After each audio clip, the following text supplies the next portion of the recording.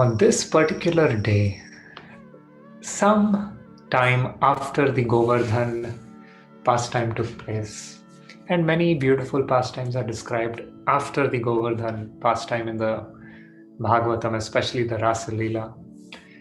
And a few weeks a few weeks before the Rasa Leela, one day, all the cowherd men headed by Nanda Baba, they decided that they want to worship Lord Shiva and his consort, Uma, Parvati, Durga. And so, with that intention to please Lord Shiva, so that all the blessings and everything will be upon them, but in their heart of hearts, they wanted everything for Krishna. And so, they arranged a big procession and they all went into the banks of this beautiful river Saraswati. And on the banks, they began their elaborate rituals and sacrifices, all the while chanting Krishna's name and his glories. And it was more like a remembrance of Krishna. And then, after they completed the ceremony, and Lord Shiva and Lord Parvati were very pleased, and the cowherd men were so happy, and they were very tired, and they thought it's such a beautiful night, a perfect night. And it was just the right weather, and on the banks of this beautiful Saraswati with the fragrance of the lotuses coming in and the mist and the dew and the grass on the river bank, and they had just eaten a really sumptuous feast, because after the ceremony they had cooked a wonderful feast. Their wives had packed and sent for them, and some they cooked, and the brahmanas were well fed, the cows were grazing, the horses were grazing, and it's just the best time to sleep. And they started nodding off one by one, and they nodded off to Krishna's stories, and some were remembering Krishna's flute, and some were arguing. The size of that snake, he wasn't really that big. Some said, no, he really was, but Krishna didn't kill him, right? So that's why he was. No. It was.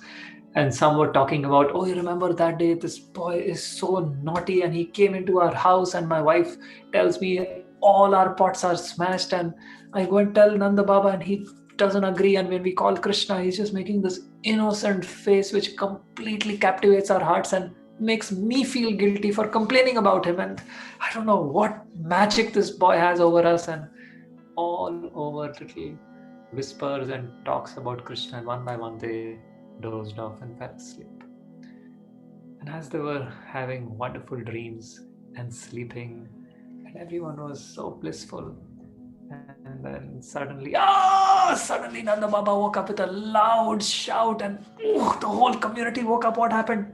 And before their eyes, they were shocked at what they were seeing. A gigantic python was swallowing Nanda Baba slowly.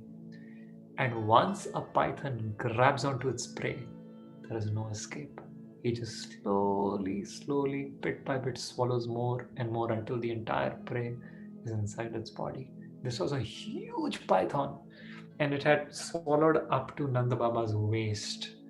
And all the cowherd men came with their torches and fire and sticks and stones and beating it and kicking it, and it didn't make a difference to that huge. And it really looked out of this world. It looked extraordinary. The snake wasn't abnormal. And then what else did they know to do but cry out, Krishna, Krishna, Gopal, Govinda, Kanhaiya, where are you? And Krishna was far away. He was in the village, and they were here far away at the banks of Saraswati. But because his dear devotees called him for protection, for shelter, at once, immediately, Krishna appeared there. As soon as he came there, he just stepped on the snake with his foot. And as soon as he stepped on this snake, the snake completely transformed, and the body withered in a matter of seconds. In front of their eyes, it was withering. And from the snake came out a very beautiful being who was actually a Vidyadhara. These are celestial, much high, very, very high grade of a body like a human body, but much greater in all capacity and intelligence and beauty and strength and everything. We human beings are like little cockroaches in front of these very elevated uh, creatures, real extraterrestrials, but they're much greater than us. And so this Vidyadhara, in front of everyone's eyes, this effulgent personalities in the air, and Nanda Baba is free, and some of the coward men are still beating the snake in disbelief that I don't know what's going on, let's just keep beating the snake. And then Vidyadhar began to speak. And he said, "Thank you, my dear Supreme Personality of Godhead." And Nanda Baba and everyone was looking around at each other, and they were looking at who is he talking to. They loved Krishna so much. In front of their eyes, Krishna just saved them, but they still couldn't connect the two dots. Krishna is my son who needs my shelter. He needs me. That's it. No matter what he does and how he does, he needs me and my love. And that's the intense love of Nanda Baba and all the cowherd men who love Krishna as a father. They just can't. They're wondering who is he talking to, and he kept repeating that you are the supreme cause of all causes. And he started giving out these Vedic prayers, and Krishna was getting embarrassed because it was kind of interfering with the sweet mood that they had going on there in Vrindavan. So Krishna was like, okay, get on with it. No, Krishna didn't say get on with it. I'm adding something there. And so after Krishna very gracefully received those prayers, and then Krishna asked, how come a personality like you had to take this ugly, horrible body? And then Vidyadhara said, he said that I'm a very beautiful, one of the most beautiful celestial beings. And I used to fly around in my airplane and sing. And so many of the Apsara women were around me. And I was so proud because I was really the best of the best. And everyone invited me. Indra invited me to his court, and Brahma invited me, and Chandra and Surya, everyone, they were inviting me everywhere. I was going and doing my singing performances. And one day while I was flying in the airplane, I was hearing a group of sages headed by Angira who were doing their Vedic chants and doing the rituals and the same prayers and the mantras which I sing. And I just scoffed at them because they had no meter and no rhythm and no rhyme. And I was like, do you want me to come and help you? I'll just give a better feel to everyone. And at that moment when I had barely just let that thought out of my head, when the all-knowing, mystic, powerful Angira looked at me deep in the sky, straight into my eyes with bloodshot red anger, he said, you are too proud to be here amongst the celestial beings who are full of sattva and goodness. You belong to that place which is full of envy and hate. And when I received this curse, I was dragged down and forced into this body of a snake. But because I begged Angira, please forgive me. It was my pride. What is there some way out? And he said, all right, you will be born in the land where one day you will be liberated by the dust of the lotus feet of Krishna. And so here I was lying here, eating animals and doing the ugliest of activities, waiting for the day when you would come. And thank you for liberating me. And I shall take your leave. And then this beautiful being, effulgent being, rose in the sky and disappeared. And all this while the coward men were still figuring it out. Who was he addressing as Supreme Personality of Godhead? And some were saying, it's Krishna, he's Narayan. And some were saying, Garga Muni said he's not exactly Narayan, he's as good as Narayan. So, they just couldn't help their love for Krishna. And when all this was over in the end, they just surrounded Krishna, hugged him and said, what are you doing here in the middle of the forest with us? Come on, let's go back. And how did you come? And they forgot everything about what had just happened. And Krishna held Nanda Baba's hand and sometimes climbed on his shoulders and sometimes on the shoulder of another cowherd man. Sometimes he wanted to ride the the cart back home, and everyone was entertaining him and pampering him, and this way the huge procession returned home. And they were so happy to be back. And when they came back, all the gopis surrounded Krishna and they surrounded Balaram. And they were asking them, Krishna, Balaram, please play some flute for us. Please do something for us. And Krishna and Balaram both picked up their flutes and began to play. And the beautiful music which came out of this flute was so enchanting. While playing this flute, they started walking into the forest. And as they walked into the forest, we hear the story of the Pied Piper, but the original Pied Piper, when Krishna played his flute, they completely lost all sense of where they were or who they were or what they were or how they were, and they just followed Krishna, completely captivated in their hearts and so thrilled and overjoyed just to hear his flute. And Krishna and Balaram together, and it was almost like the entire Vrindavan was following them out. But soon they started walking and the gopis were walking behind them, just enjoying this beautiful music and flute. And nearby, there was a very evil man, an evil king. His name was Shankachuda. This Shankachuda was very envious of Krishna and Balaram. He had heard that these two kids, cowherd boys who just graze cows, they're acting like royalty, and all these beautiful girls for no reason are going behind them because they haven't seen better. Wait till they see me. And Shankachuda appeared on the scene, and he was a powerful, opulent king. He was dressed so gorgeously dressed and with much more expensive jewelry than what these simple cowherd people were wearing.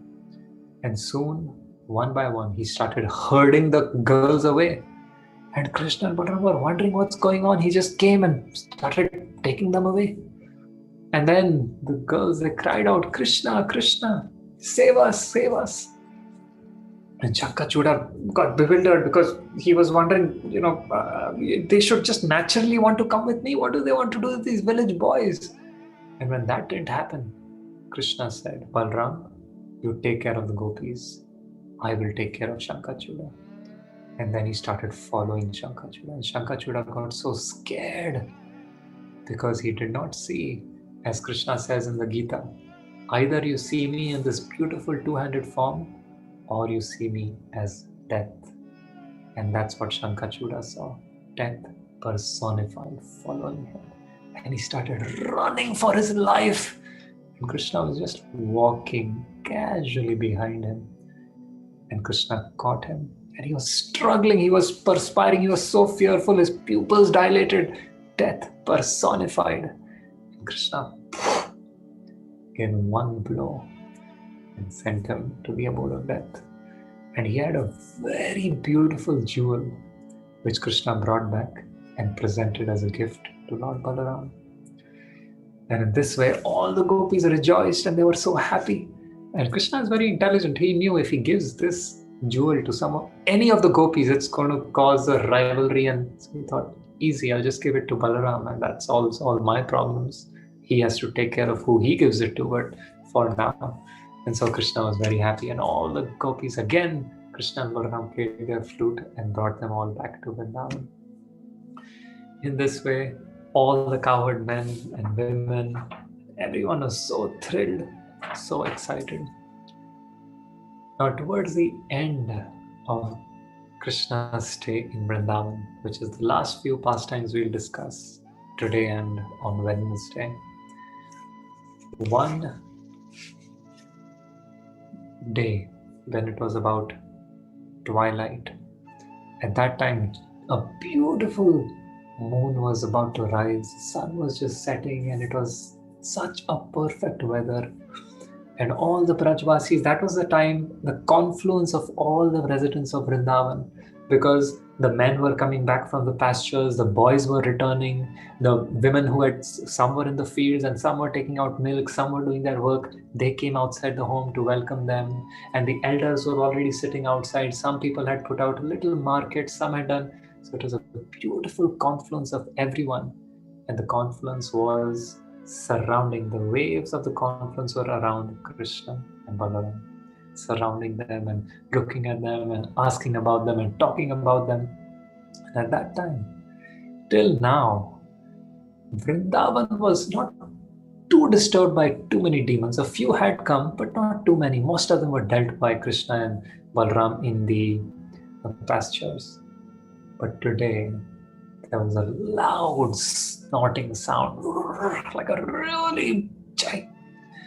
And when everyone heard the sound, they felt their hearts skip a beat in fear. It was such a terrifying sound.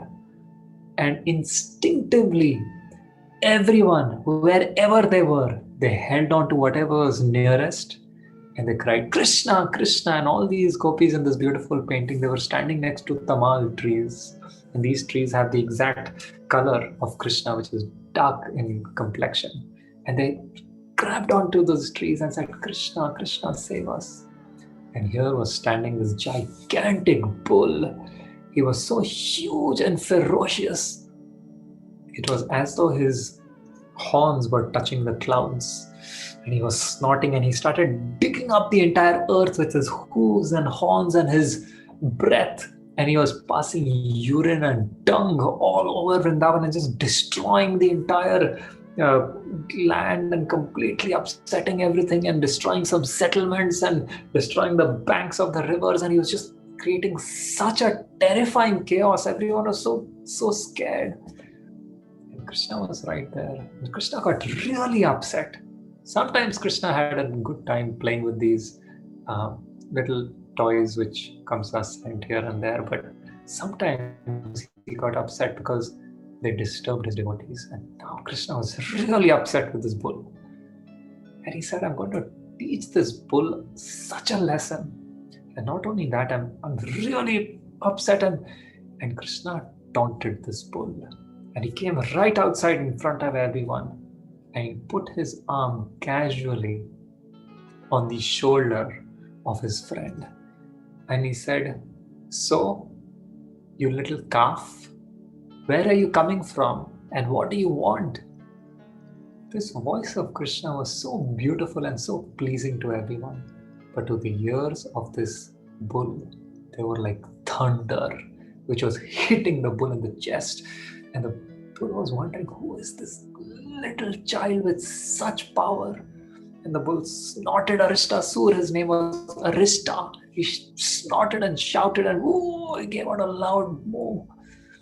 And this Krishna said, you're not even worth the distance between my 2 feet. You're less than that. This bull was so upset, he stuck up the ground and snorted and charged at Krishna with all his strength. And as soon as he charged with Krishna, he thought he's just going to, he was so maddened. It was like a madless anger. And he just completely crashed and he thought he's going to kill the entire population of Vrindavan in that one charge. And Krishna just took all that force and smashed him on the ground with all his strength. And this bull, he just didn't know what's happening. And as soon as Krishna did that, he was so disoriented and he didn't know what's broken and what's all right.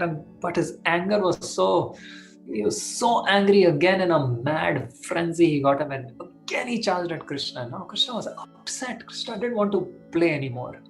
And Krishna got him, threw him on the ground, broke off one of his horns and stabbed him with it and threw his carcass far away. And finished, turned around and smiled at the Brajvasis and said, he's gone and let us go inside. And they all, this happened in such a short time, they were all looking and wondering what's going on. But Krishna is happy, Krishna is safe. And then they all forgot about what had just happened and they carried on, went inside. And then because it was twilight, the gopis were really missing Krishna since the whole morning. And so just after this incident, they called Krishna and they said, Krishna, Krishna, we have something to tell you. And so they called Krishna to a very beautiful place. They had some secret locations just inside Vrindavan where it would only be Krishna and the gopis. So they could share some laughing and joking and pulling his leg and teasing him, and sometimes he teased them. And then they said, Krishna, do you know, we are not going to come near you again.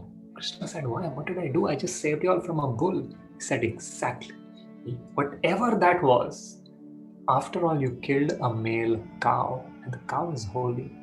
The only way, if you want redemption, if you want to be absolved of your sinful act, you have to go take a bath in every holy river of this entire world.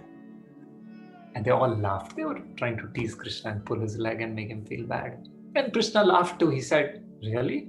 All right, I'll do that. But why should I go? All the holy rivers will come here. And then Krishna lifted his foot and dug his foot into the ground. And as soon as he dug his foot into the ground, it filled with water. And he said, that is the water from Bhagavati, the holy river which flows in the lowermost planetary system, Patal. And now every holy river from the entire universe will fill this little pond. And then in a matter of moments, suddenly all kinds of water started flowing from somewhere and from up and left and right from underneath, and this tiny little heel impression became a beautiful pond. And the gopis said, we don't believe that these are the holy rivers. And then Krishna said, holy rivers, who are you? Name yourselves. And one by one, beautiful personalities emerged. And they said, I am Ganga, I am Yamuna, I am Saraswati, I am Kaveri, I am Narmada. And all of these rivers were chanting Krishna's names. And they said, we are so fortunate that we had this fortune of serving you, Krishna. What can we do? And the entire universe's rivers were there. And the gopis were very pleased, and Krishna said, now I shall take my bath. And then he went inside. And then he said, so, are you going to join me? And they laughed. They said, no. He said, why not? I have taken, this is all the holy rivers. They said, your sin was so great that river has become polluted. We will make our own beautiful pond. And then the gopis said, Radharani led them, and she said, come on, let's dig a beautiful pond. And they started digging, and very soon they had made a beautiful river. And then Krishna said, so do you want these waters to fill that river? Radharani said, no, that's polluted. We are going to go to Manasa Ganga in the heavens, and one by one in billions of buckets and pots we will fill our pond. And then Krishna smiled, and he just signaled to all his rivers, and all the rivers personified appeared, and they fell at Radharani's feet and all the gopis' feet, and they said, the perfection of our existence. We purify this entire universe, but we will only be purified if your lotus feet are upon our head. Please allow us to do the service of filling your river. And then Radharani smiled, and she blessed them, and they all filled up this beautiful pond.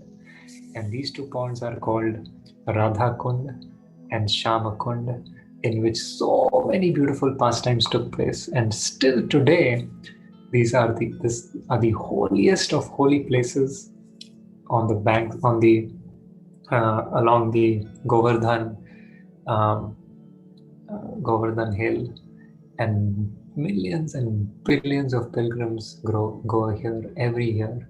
The big one, which you can see in the painting, is Radha Kund, and the small one next to it is Sham Kund. And in this way, these two beautiful rivers in which so many beautiful pastimes took place, which is considered the liquid love of God. And if anyone is so fortunate to go and even sip the water there, or even hear this beautiful pastime, is assured that their hearts will be filled with this wonderful love. And after this little incident, Narad Muni, as usual, who sometimes he's very confusing, who creates such apparently destructive. Uh, he has some very dangerous conversation with the most dangerous people, which leads to even further chaos and destruction. And it's confusing what his role is. But he exactly knew that the killing of this bull was an indication that Krishna's Vrindavan pastimes are about to come to a close. And now I have to accelerate his going to Mathura. And so he went to Kamsa and he said something to Kamsa which made Kamsa so violent and so angry and so upset, which we will see on Wednesday. Thank you all very much for joining. May these beautiful pastimes be the treasure of our hearts. May these pastimes always be remembered, whether we are happy or we are sad or wherever and however we are, so that we'll truly and eternally be happy.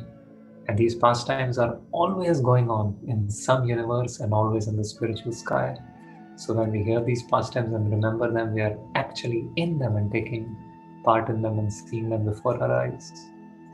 Thank you very much. See you on Wednesday. Hare Krishna.